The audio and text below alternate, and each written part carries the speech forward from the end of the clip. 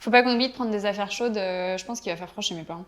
J'ai ma polaire et normalement j'ai des chaussures là-bas que j'ai laissées chez tes parents. Ok, bah nickel alors, je pense qu'on a tout. Il y a 4-5 ans, j'étais pas du tout dans l'écologie. J'avais même un collègue qui, toutes les semaines, faisait une petite intervention à midi pour nous sensibiliser sur les sujets climatiques. Et moi, ça m'emmerdait profondément. Je manage des gens, je suis dans une start-up, c'est dynamique, c'est cool.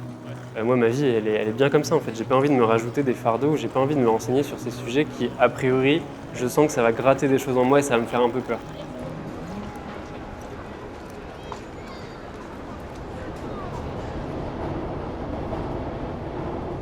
C'était maman qui vient nous chercher à 20h15. Elle va nous dire là où elle est garée. Quand pendant le premier confinement, on a commencé à lire sur le sujet, on s'est pris une telle claque et on s'est dit mais en fait, moi je travaille dans la mode, qu'est-ce que je fais là?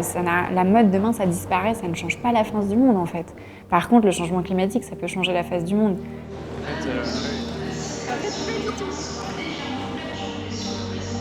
Et du coup, on a un peu tout quitté pour faire du contenu sur les réseaux sociaux, pour parler de ça avec nos proches, avec des étudiants, avec des entreprises. C'est des sujets qui sont tellement intimes que ça peut vite énerver, ça peut vite faire monter dans les tours, et parfois c'est dur.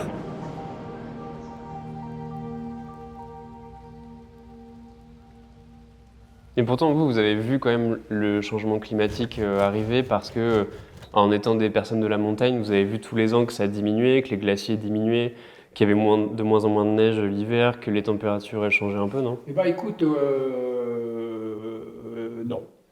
En prenant juste le Vercors, il y a encore 3 ans, il y avait eu 6 mètres de neige cumulée.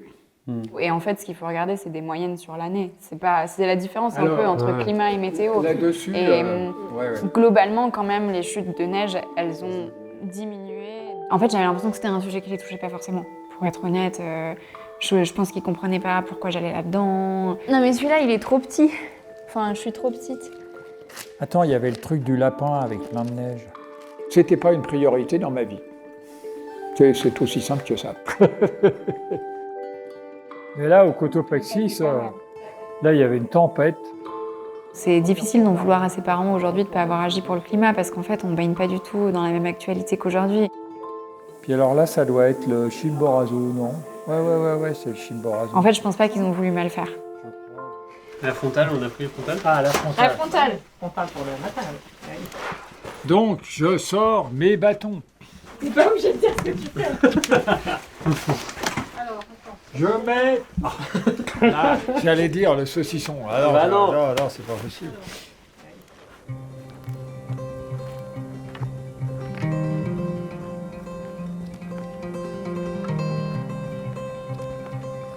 Quand ils ont compris qu'il y avait un problème, ils se sont posé la question de savoir comment est-ce qu'ils pouvaient y faire face et réussir à se mettre en mouvement par rapport à ça. À force de discuter avec eux, je veux dire, ils m'ont ouvert les yeux sur un peu pas mal de choses, quoi. Et tout ça a fait qu'en 3 ans, il y a eu une évolution.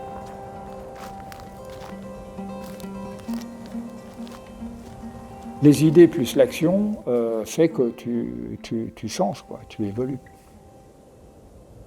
Et en fait, on s'est rendu compte qu'avec le temps, on avait quand même réussi à faire évoluer la mentalité de certaines personnes autour de nous. Ah mais où t'es derrière? Bah change du coup. Si on arrive à faire ça à cette petite échelle familiale, on se dit qu'on peut essayer de reproduire ça à une autre échelle. Et ça va être un vrai défi pour le coup. Donc du coup, on se lance avec Célia dans la réalisation d'un film. C'est un peu le plus gros projet de notre vie jusque-là. Ok. Donc le nom c'est Inaction et c'est comment est-ce que je passe de l'inaction à l'action. On a plusieurs gros enjeux. Déjà, c'est un enjeu financier pour qu'on arrive à... Les comprendre d'un point de vue psychologique, social, cognitif. En fait, comment est-ce qu'on fonctionne face au changement climatique et pourquoi est-ce que parfois on peut être dans un certain immobilisme. Après, elle peut dire des experts, des scientifiques qui ont réfléchi sur ces sujets, qui ont fait des thèses et qui interviennent là-dessus, il y en a pas tant que ça. Hello Mélisine, tu vas bien? Ça va et vous? Yes. On t'appelle aujourd'hui parce qu'on a un... Du coup, on a envie en fait de se rapprocher de ces personnes-là pour qu'elles nous fassent part de leurs dernières recherches et de l'innovation sur le sujet. Pour dépasser cette inaction, on va aller à la rencontre de personnes qui se sont engagées au quotidien, au niveau individuel, mais aussi à l'échelle de l'entreprise, peut-être de l'État. Et on a envie que les gens puissent s'identifier pour se dire mais si lui ou elle a réussi, moi aussi je peux le faire et ça n'a pas l'air si complexe d'arriver à s'engager. On pourra s'en sortir, ça, j'ai aucune idée qu'on y arrivera. T'as aucune idée? T'as aucun doute? J'ai aucun doute, pardon, le lapsus.